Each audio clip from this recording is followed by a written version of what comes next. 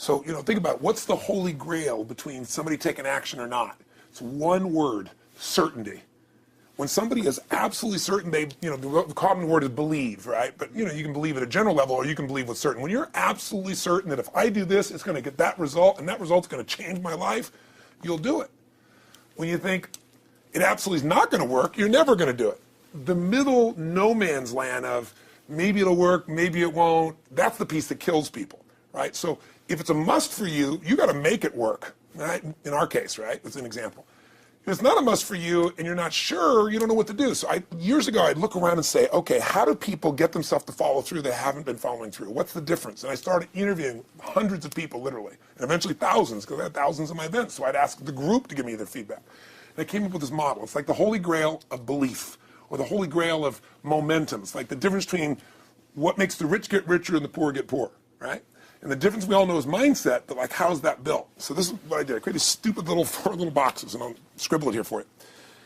You think about the first thing that determines whether you can do something or not, and I put that in this first box at the top here on the left side, and it's potential.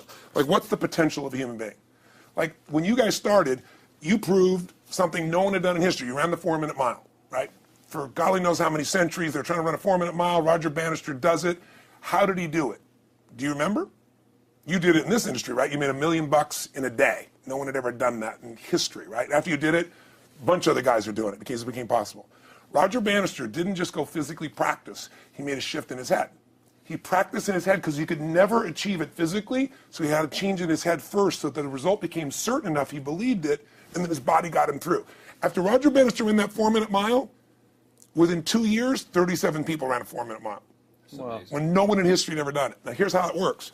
The potential for anybody getting your product is extraordinary. They can do what you've done as much, more or less. They can do whatever they want to do. The potential's there. The market's proven that.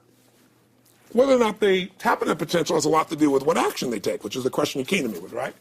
Like, God, they all have potential, but they're not taking action. And we all know that the action they take is going to determine the results they get.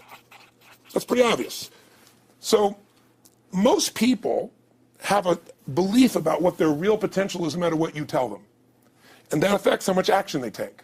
And of course that affects the result. And then ironically, that result reinforces their belief. And then that belief affects it. So I'll give you an example. Let's say a person has unlimited potential, we all agree. But they take little action, little results. Why? Because they have to start with a problem with their belief. They don't believe it's really going to happen for me. Maybe for Frank Kearns because he's got the cool hair and stuff, or maybe it's for you because you're so driven, but it's not me. Maybe Tony Robbins because he's a freak, got these big teeth. Whatever their thought process is, right? They got this thing, right? But what happens is, if you believe that there's very little potential, how much action are you going to take? Nothing, little. And when you take little potential with a little action, what kind of results do you get?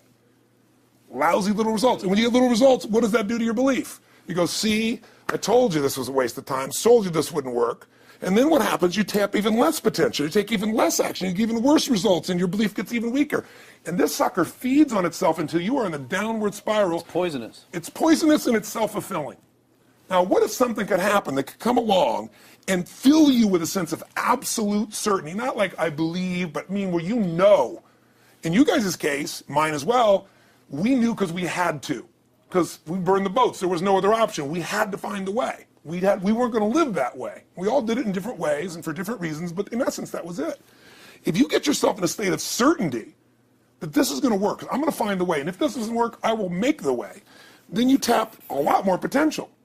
And when you're certain in your potential, you take massive action. And when you take massive action, you really believe in something, you get great results. When you get great results, your brain goes, see, I told you I was a stud. I told you this thing would work out. Now you're even stronger. You tap more potential, take greater action, greater results. That's how you went from $300 in a week to $2,500 in 5 days to $100,000 in a month to $1 million in a day. Same thing with you. And we get momentum. That's why the rich get richer and the poor get poorer. Now some people go out and they go, well, I'm going to take a bunch of action. All right, I'm going to open this product. I'm going to try it. And they'll say to you, I even did it. But it's like a salesman who goes and knocks on the door, and he knocks on 100 doors and says, you don't want one of these, do you? Yeah, exactly right. And even if he doesn't say it verbally, his face says it because he doesn't believe it's going to work. So his voice, his body, the execution is so weak. Maybe if he talks to 100 people, somebody's going to buy out of pity. They don't want his kids to starve, right? But he's not going to get the result. So the core difference in people is how do you produce certainty when the world isn't giving it to you?